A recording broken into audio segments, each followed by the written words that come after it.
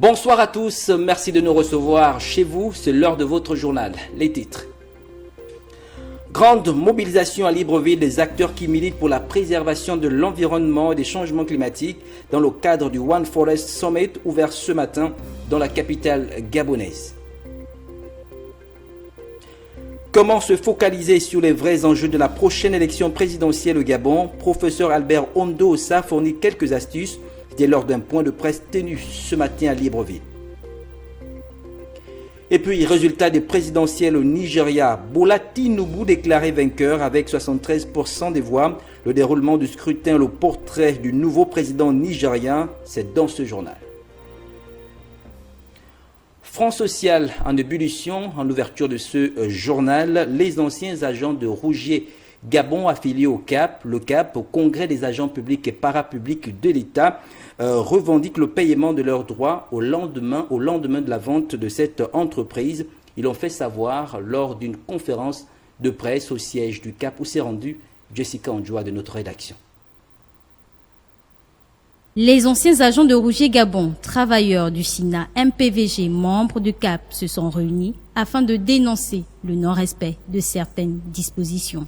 Tous, nous sommes des anciens travailleurs de Rougier. Malheureusement, à la vente, nos droits de Rougier ont été transférés à 1000 panels. Et Rougier Gabon, qui a transféré nos droits à 1000 panels, ne nous a pas d'abord consultés. Du moins, on nous a mis sur le fait accompli. Les revendications des travailleurs aujourd'hui, c'est de dire qu'on doit nous payer nos droits. Et par ailleurs, il y a un préjudice. On ne peut pas avoir pris les droits des gens qui ont travaillé depuis plus de 30 ans, près de 30 ans dans une société et ne pas payer leurs droits. Le préjudice, pourquoi? Parce qu'au lendemain de la vente de l'entreprise, 1000 panels, du moins la direction de 1000 panels Gabon avait donné des garanties aux travailleurs que vous aurez au moins 2 ans de travail. Donc nous demandons nos droits. Après plusieurs réflexions et des démarches entamées sans suite favorable, ce personnel veut ainsi passer à la vitesse supérieure pour faire avancer le dossier.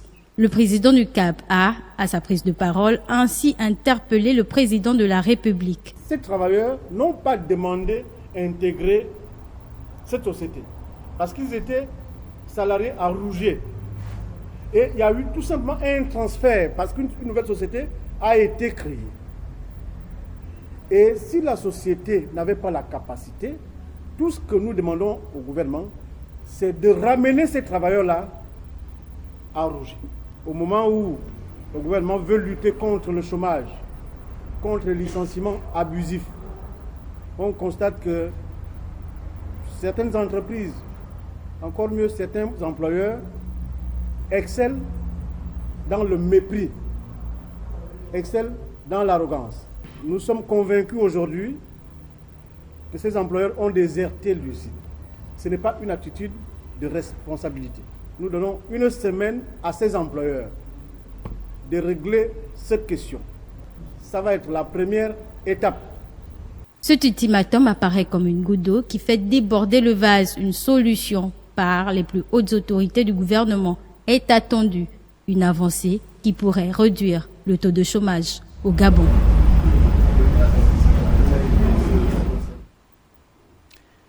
Le rôle de technologie de l'information dans l'évaluation des risques, c'est le thème de la 33e édition de la Journée mondiale de la protection civile. L'importance de la célébration de cette journée avec Chimène Indo. À chaque célébration son thème. Pour cette 33e édition de la Journée internationale de la protection civile, le thème retenu est le rôle des technologies de l'information dans l'évaluation des risques. Cette vision commande qu'on accorde une attention particulière à la prévention et à tout outil susceptible de la promouvoir, à savoir entre autres les technologies de l'information. Les progrès en la matière sont le moyen qui conduit à l'appropriation des technologies portées sur l'identification des risques de toute nature et leur exploitation opérationnelle dans le secteur de la sécurité civile. Célébré chaque 1er mars,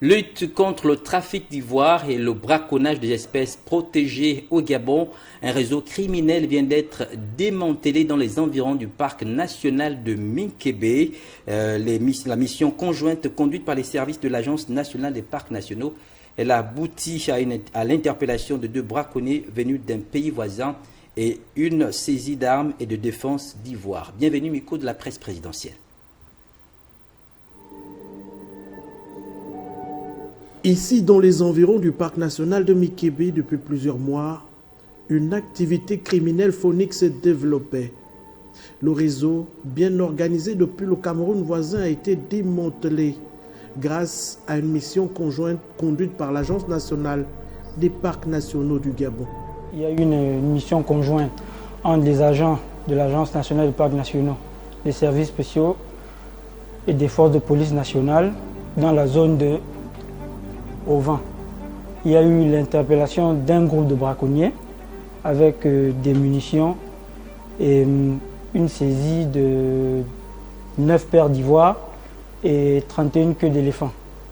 D'après nos informations et après certaines auditions préliminaires, nous avons eu certaines informations qui nous révèlent que ces braconniers partent du Cameroun, du sud Cameroun, dans la ville de Djoum, voilà, qui traversent le parc national de Minkébé pour venir chasser dans la zone qui se situerait entre Auvin et la zone de la Lara. À 260 km à vol d'oiseau, au-delà des limites frontalières de leur pays d'origine, ces braconniers membres d'un réseau criminel bien armé étaient ici presque en terrain conquis.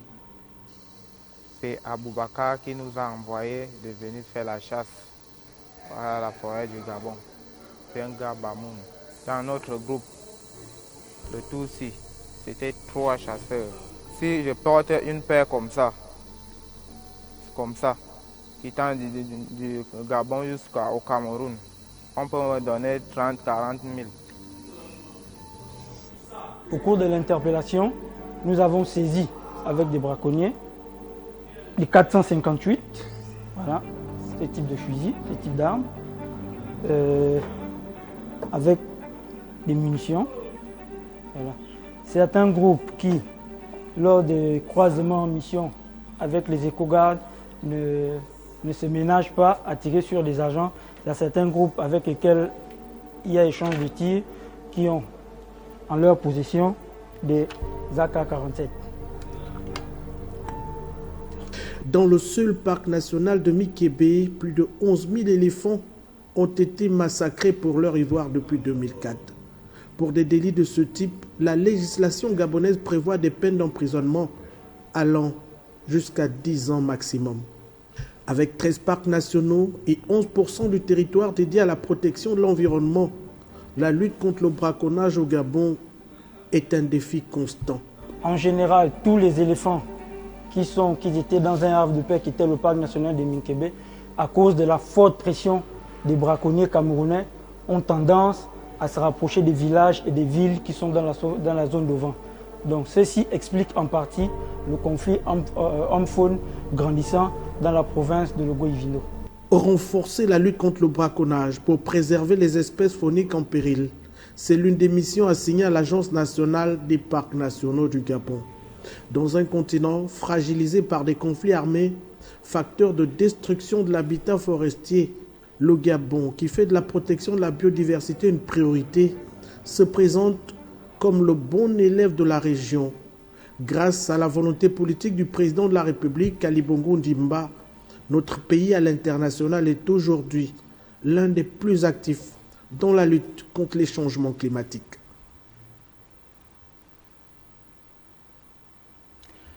Le saviez-vous, 144 millions d'enfants de moins de 5 ans souffrent d'un retard de croissance dû à la malnutrition. En Afrique, les chiffres font croissant lorsqu'on aborde la question de l'insécurité alimentaire, une problématique qui inquiète et a récemment mobilisé les parlementaires de l'Afrique centrale en terre gabonaise. Estelle Amban nous en dit plus.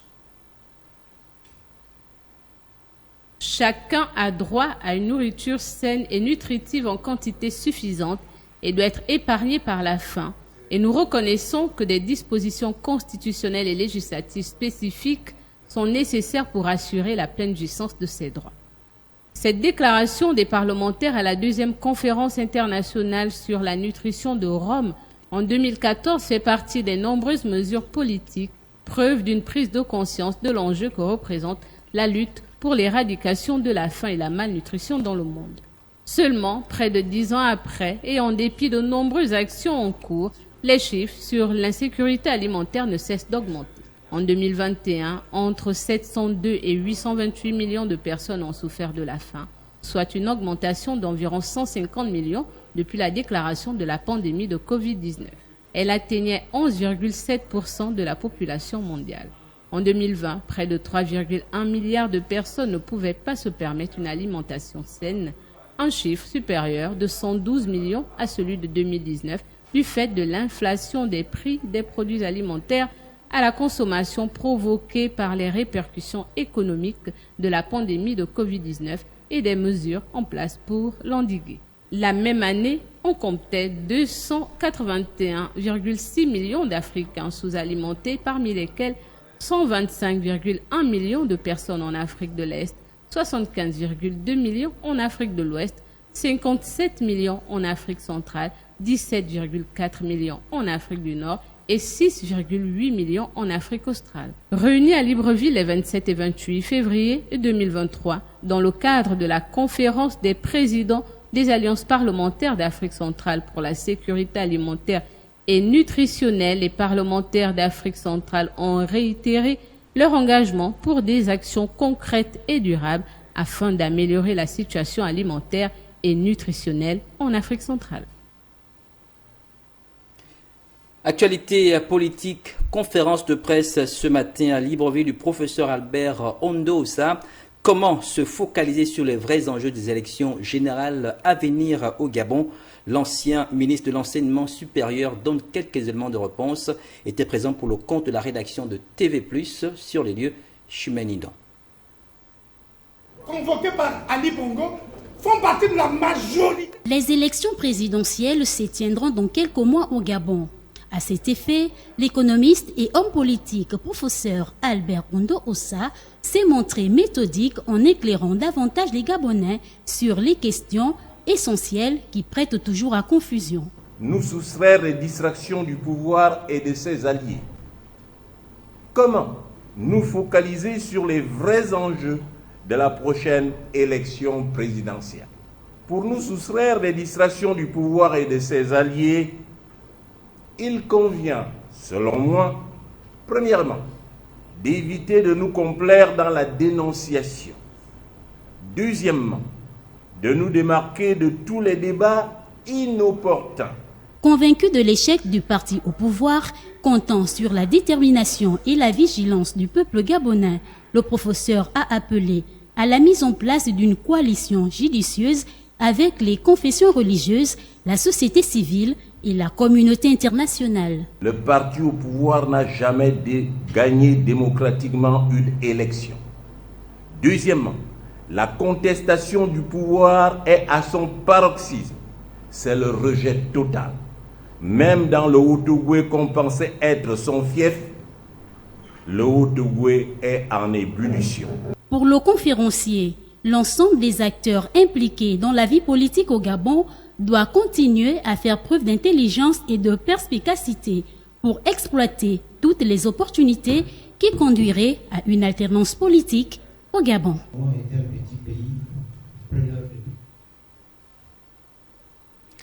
Activité présidentielle, le président gabonais Ali Bongo a reçu ce matin en audience le Premier ministre de la Papouasie-Nouvelle-Guinée au Palais du bord de mer. Les deux personnalités ont abordé ensemble les sujets relatifs au One Forest Summit, au partenariat entre les deux États en matière d'environnement. Les détails dans cet élément de la presse présidentielle. Le Gabon et la Papouasie-Nouvelle-Guinée, les deux nations possèdent des similitudes sur le plan environnemental, avec un couvert végétal de plus de 75% de leur territoire respectif. Le Premier ministre de ce pays, James Marape, s'entretient avec le chef de l'État Ali Bongo Ondimba à quelques heures de l'ouverture du One Forest Summit. Cette grande île représente la 3e forêt ambrophile tropicale la plus étendue après les bassins de l'Amazonie et du Congo, au Goué. Le président et moi avons eu une rencontre cordiale.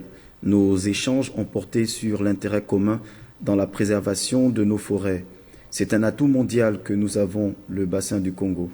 Il accueille la 2e plus grande parcelle de forêt tropicale sur Terre. La région de l'Amazonie possède la première. Alors c'est pourquoi il était important pour moi de prendre part à ce sommet. Ce que nous avons en héritage en tant que nation forestière, c'est l'oxygène. Je suis venu ici avec mon ministre des Forêts pour travailler, car nous sommes également confrontés aux mêmes défis dans ce processus. Les gouvernements, les associations caritatives ont fait un excellent travail en termes de protection, de préservation des forêts et de la biodiversité. Très engagé dans les actions en faveur de la préservation de l'environnement, le Gabon est l'un des pays les plus actifs en matière de lutte contre les changements climatiques. La forêt joue un rôle important en absorbant le dioxyde de carbone présent dans l'air et la commercialisation des crédits carbone pour le Gabon est un levier de croissance pour l'économie nationale. Le fait que nous soyons ici est une preuve suffisante pour donner du respect à la visibilité et à ce que Monsieur le Président et son gouvernement font en matière de gestion des forêts. Mais plus encore, nous essayons maintenant de faire en sorte que tous les pays forestiers se rassemblent pour parler d'une seule voix, car nous possédons une grande empreinte carbone sur la planète Terre. Le World Forest Summit est une rencontre d'experts de haut niveau, de chefs d'État et de gouvernement qui vise à faire progresser l'ambition collective en matière de préservation et de gestion durable des forêts tropicales. Ces dernières sont une richesse pour les populations et le reste de l'humanité, pour ses ressources naturelles, mais également pour sa capacité à retenir le carbone. À l'intérieur du pays, à Franceville, à 1 mois et demi du lancement par les autorités locales du concours de l'arrondissement le plus propre, les maires du 3e arrondissement de cette commune procèdent depuis le début de cette semaine à l'évaluation des tâches accomplies sur le terrain. Wilson Wobakassa, notre correspondant, nous fait le point. Pour 2022 à Franceville par le gouverneur de la province du Haut-Ogooué, le concours de l'arrondissement le plus propre du Gabon, initié par le chef de l'État Ali Bongo Ondimba, bat son plein dans les 4 arrondissements qui comptent la métropole de Franceville. Dans le 3e arrondissement de la dite localité, l'heure est à présent à l'évaluation de certaines tâches accomplies. C'est une évaluation à mi-parcours du travail que nous sommes depuis déjà 1 mois et demi en train de superviser.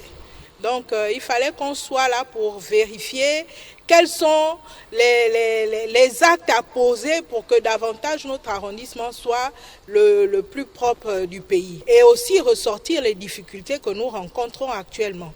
L'aspect sensibilisation des populations n'était pas en marche lors de cette descente des terrains. Bien que quand les gens passent, on voit la saleté. Désormais, quand vous voulez jeter la poubelle, vous faites un trou. Quelque part, vous jetez et vous brûlez. Parce que la prochaine fois, on ne va pas sensibiliser, mais on va passer maintenant aux amendes. Une initiative chaleureusement saluée par les jeunes.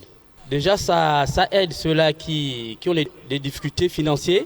Ça nous permet aussi de nous connaître des uns des autres parce qu'on a des frères qui habitent dans des différents quartiers. Je loue l'action du président de la République qui nous permet de mieux arranger nos arrondissements. C'est au plus tard au mois de mars que le vainqueur de ce concours parmi les 28 arrondissements qui comptent notre pays sera connu. À l'international, Burkina Faso, 28e édition du FESPACO se poursuit. Dans le pays, notre correspondant Moussa Ramdé a rencontré le président du comité d'organisation de cette 28e édition, Fidel Tamini. Nous vous proposons un extrait de cette interview exclusive de notre confrère de TV+ Afrique. Nous sommes sur l'avenue du Kadiogo, située en plein cœur de la capitale burkinabé Ouagadougou. C'est ici que se situe le siège du FESPACO, où nous allons aller à la rencontre du président du comité d'organisation, M. Fidel Tamini, qui va nous parler un peu de comment se déroule le FESPACO quelques jours après son ouverture. Voilà, je vous disais tout à l'heure que nous partons à la rencontre du président du comité d'organisation de cette 28e édition du Festival panafricain du cinéma et de la télévision de Ouagadougou, FESPACO. Ici même à Ouagadougou, nous sommes avec M. Tamini, qui est le président du comité d'organisation. Bonjour et bienvenue ici à TV Plus Afrique. Oui, bonjour, bienvenue à la 28e édition du Festival panafricain du cinéma et de la télévision de Ouagadougou. Merci beaucoup. À quelques jours déjà après l'ouverture, est-ce que vous pouvez nous dire comment ça se déroule sur le plan organisationnel? Alors, sur le plan organisationnel, on peut dire que tout va bien. Nous avons tout ce que nous avons dans la planification jusqu'ici, sauf en tout cas quelques petites exceptions près, tout se passe bien. Les projections se déroulent normalement. Les différents colloques également sont en cours donc, au niveau des différents espaces. Vous avez le marché international du cinéma et de la chose et de l'audiovisuel qui bat son plein. Voilà, bref, je peux dire que tout se passe bien jusqu'ici, en tout cas pour ce qui est de la planification. Président, cette année, est-ce que vous pouvez nous dire réellement la particularité de cette année? Parce qu'on sent quand même l'engouement autour de cette 28e édition. Oui, c'est vrai que c'est une édition particulière en ce sens que le pays traverse des moments difficiles, mais c'est également une occasion pour les Burkinabés de se surpasser. Voilà, on parle d'un FESPACO de résilience. Oui, le Burkinabé a toujours su s'adapter, le Burkinabé a toujours su faire face aux moments difficiles. Président, vous avez promis qu'il y aura au moins la participation de 35 pays. Est-ce qu'ils sont tous là? Est-ce que tout le monde est bien logé? Oui, tout le monde est là. C'est vrai que dit tout le monde aussi à quelques exceptions près, mais il y a d'autres pays que nous n'avons même pas prévus qui se sont présentés. Alors donc nous sommes d'ailleurs au-delà donc de nos attentes. 10 000 accréditations prévues. Aujourd'hui nous sommes un peu plus de 12 000. Bon, c'est vraiment un motif de satisfaction pour ce qui est de cette édition. Et aujourd'hui on parle du financement du cinéma. On sait que depuis très longtemps, et d'ailleurs ce débat-là tourne autour du financement, mais la question n'est toujours pas résolvée. Est-ce que vous pensez que la question du cinéma n'est pas aussi prise au sérieux au niveau étatique? Non, c'est pas que la question du cinéma n'est pas prise au sérieux au niveau étatique. Je suppose que chaque pays a sa politique de cinéma et nous avons aussi la question de la qualité de la production. Voilà, on se dit tout ce qui est bien se vend naturellement, tout ce qui est bien est accompagné naturellement. Donc c'est d'encourager les professionnels à aller vers la qualité, à offrir aux téléspectateurs, aux cinéphiles et autres le contenu qu'ils attendent, à offrir donc des choses artistiquement acceptables, des choses techniquement acceptables et des choses qui aident aussi à construire. Voilà, donc ce que je dis vraiment sur la question du financement, c'est vrai que nos pays aussi ont leur réalité. Voilà, les ressources ne sont souvent pas suffisantes, mais je me dis que en tapant à plusieurs guichets, voilà, on est souvent sûr de tomber sur les meilleurs quand vraiment la qualité y est. Président, nous sommes à la fin de l'entretien, mais on ne peut pas vous laisser sans savoir où la délégation gabonaise est logée. Est-ce que vous avez une idée sur eux et comment ça se passe avec eux? La délégation gabonaise est très bien logée, donc pas besoin forcément de dire où ils sont logés, mais rassurez-vous que la délégation est bien logée, autant que les autres pays. C'est une délégation bien sûr qui nous a honorés et nous en sommes très reconnaissants. Et voilà, vive le FESPACO et rendez-vous au résultat final le samedi. Vous trouverez l'intégralité de cet entretien sur le site web www.tvplusafrique.com.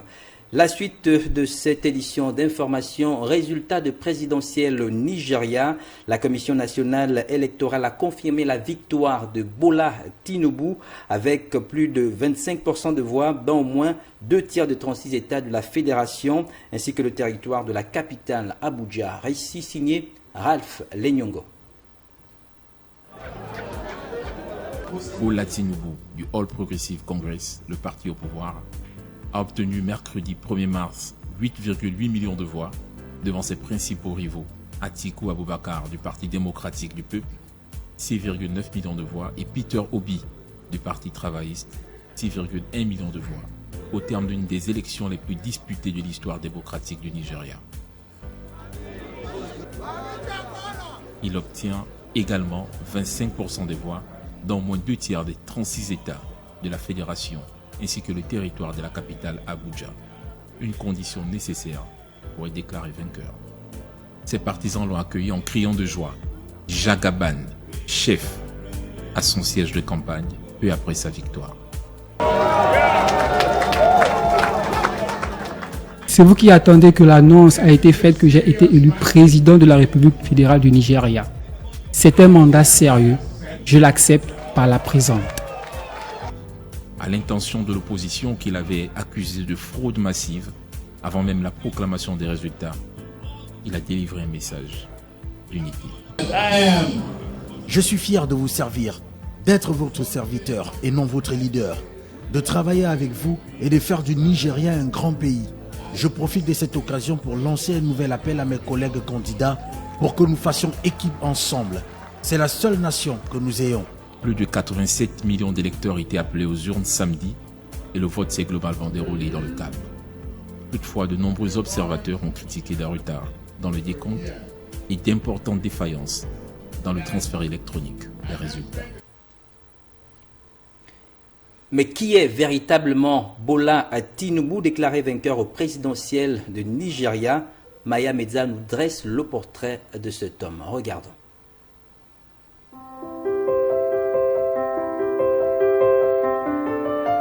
Né le 29 mars 1952 à Lagos au Nigeria, ce richissime musulman de 70 ans, ardent défenseur de la démocratie en exil pendant la dictature militaire des années 1990, a gravi tous les échelons politiques.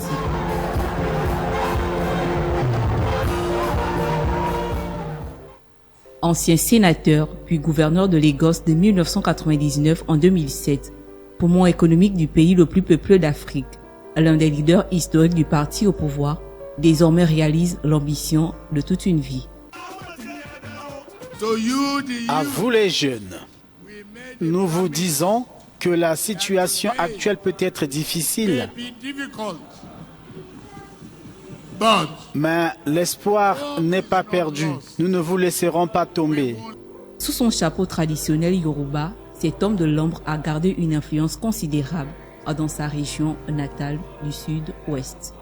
Très stratège, il a toujours été perçu comme l'homme derrière toutes les nominations politiques de son fief, alors que le clientélisme reste omniprésent au Nigeria, jusqu'à vanter d'avoir fait élire le président sortant, considéré comme l'un des hommes les plus riches du pays. En 2018 se tient le colloque Bola Tinubu, dont l'idée est conçue en 1999 par des amis proches et des associations de Bola Tinubu, ce qui estimait que certains des débats intellectuels menés lors des réunions que Bola président devrait retranscrire dans un lieu qui permettrait d'élargir la discussion et de conduire à des résultats tangibles.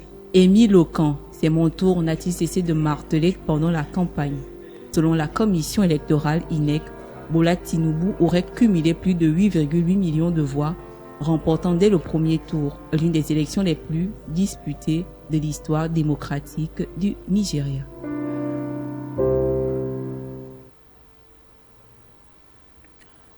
Au Mali, un nouveau projet de constitution a été remis au président de transition Assimi Goïta. Contrairement à l'avant-projet présenté en octobre 2022, ce nouveau document permet au président de la République de dissoudre le Parlement et renforcer ses pouvoirs. Ralph Lenyongo nous en dit plus.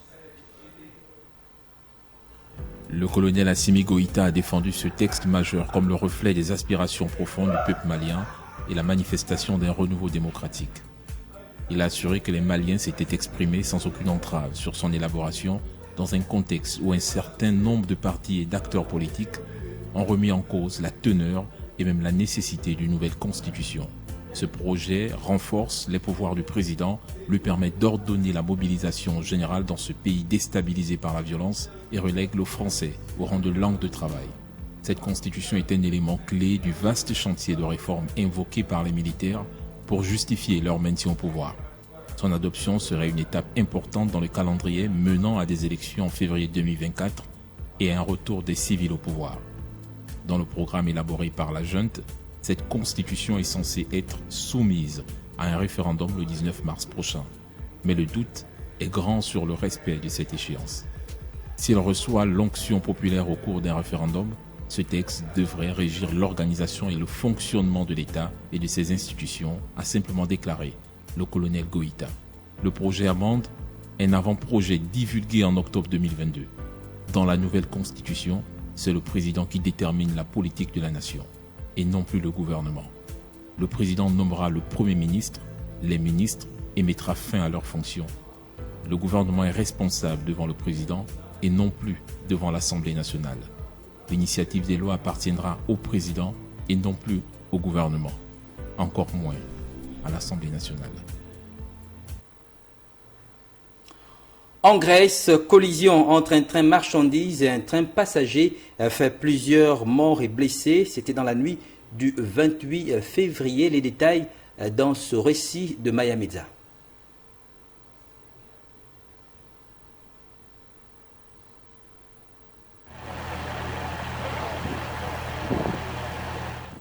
Comme souvent dans ce genre de catastrophe, le bilan évolue. Le nombre de morts a augmenté à 36 à l'heure actuelle, a indiqué le porte-parole des pompiers grecs, en précisant que les opérations de secours pour tenter de dégager les passagers éventuellement encore coincés dans les wagons accidentés étaient toujours en cours.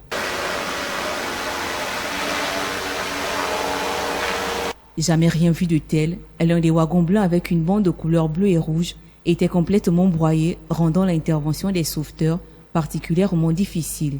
La plupart des passagers ont été mis en sécurité. L'opération pour libérer les personnes piégées est en cours et se déroule dans des conditions difficiles. En outre, 66 personnes ont été hospitalisées, dont 6 sont en soins intensifs, a-t-il ajouté, alors qu'un précédent bilan faisait état de 85 blessés au total. 2 trains se sont retrouvés sur la même voie et sont entrés en collision frontale. Aucun système de sécurité télécommandé et feux de circulation ne fonctionnent. Ce terrible accident aurait été évité si les systèmes de sécurité fonctionnaient normalement. Aux premières lueurs du jour, des images montraient des wagons calcinés dans un enchevêtrement de pannes de métal et de fenêtres brisées. D'autres wagons moins endommagés étaient renversés sur le côté, tandis que les secouristes utilisaient des échelles pour tenter de dégager les survivants. 2 immenses grues ont été installées sur la zone de l'accident afin d'aider à déployer les débris de train. À la gare de Thessalonique, c'est aussi l'angoisse et des familles qui attendent des nouvelles de leurs proches. Le train était notamment plein d'étudiants qui voyageaient entre Athènes et Thessalonique. Selon le maire de Tempi, Wargos Monalis, il rentrait après un week-end prolongé en raison d'un jour férié en Grèce. Une réunion du gouvernement a été organisée. Le Premier ministre Kyriakos Mitsotakis est en route pour le site de la collision. Un deuil de 3 jours a été décrété en Grèce.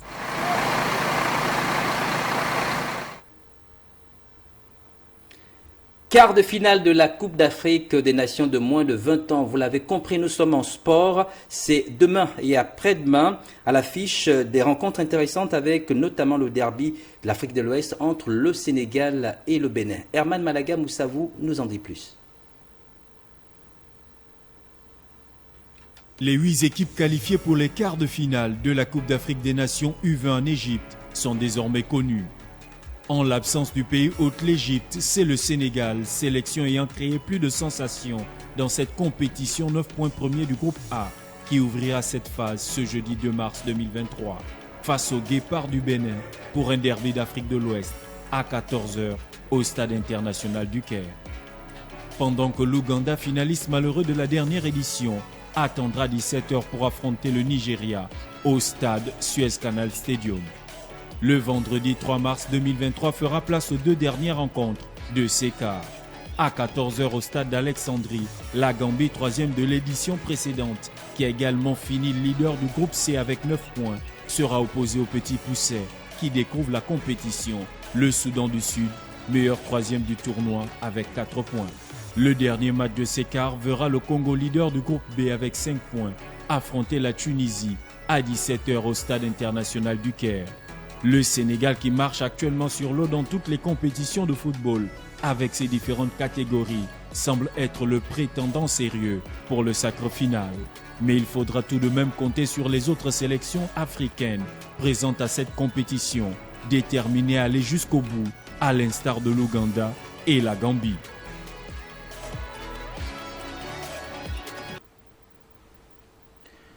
Toujours en football, on parle des éliminatoires de la Coupe d'Afrique des Nations de moins de 23 ans qui se déroulent au Maroc. Les affiches aller-retour de 3e et 4e journée sont connues. Les Panthéraux du Gabon vont affronter le 23 et 28 mars prochain les Lionceaux indomptables du Cameroun, un duel des Fauves d'Afrique centrale pour un ticket de la CAN 2023 au Maroc. Herman Malaga Moussavou. Le derby des Fauves de l'Afrique centrale, comptant pour les 3e et 4e journées des éliminatoires de la Coupe d'Afrique des Nations U23 au Maroc, entre Panthéraux du Gabon et Lionceaux indomptables du Cameroun, tombeurs respectivement des Barréas de Madagascar et des Palancas Negras d'Angola, lors du premier tour de ces éliminatoires de la 4e édition de la Coupe d'Afrique des Nations U23, se jouera pendant ce mois de mars. Les Panthéraux vont d'abord accueillir leur adversaire ce 23 mars 2023 à Franceville, au stade Rénovation, avant de prendre le vol pour le match retour le 28 mars au stade Amadou Ahidjo, au Cameroun. Le vainqueur au nombre de points de ce classique d'Afrique centrale validera son ticket pour la phase finale de la 4e édition de la Coupe d'Afrique des Nations U23 sur la terre des Lions de l'Atlas du Maroc. Les Panthéraux du Gabon qui jusque-là font bonne figure dans ces éliminatoires devraient rester bien en place et concentrés pour arriver à bout de cette valeureuse équipe des Lions indomptables du Cameroun. Le verdict dans les tout prochains jours. C'est la fin de ce journal. Merci de nous avoir suivis. Je vous retrouve demain lorsqu'il sera 20h. Prenez soin de vous. Restez câblés sur TV+. Au revoir.